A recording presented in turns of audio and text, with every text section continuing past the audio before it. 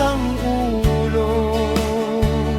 Tao'y tinatakot para mapasuko, batas binabali, dangal dinuduro. May kalaban sila, di mabayaran at di rin matakot, sapagkat palaban. Pinalaki siya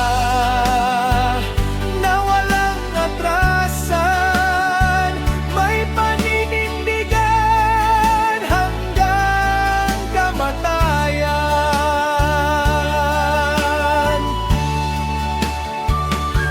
May kakampi sila na babaeng gurang,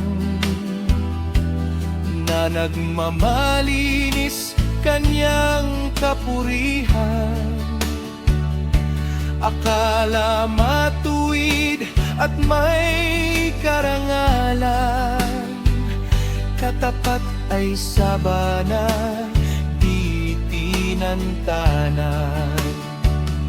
Ang isang babae, di daw siya buwaya, isa siyang dinosaur, bitbit ang maleta, malapa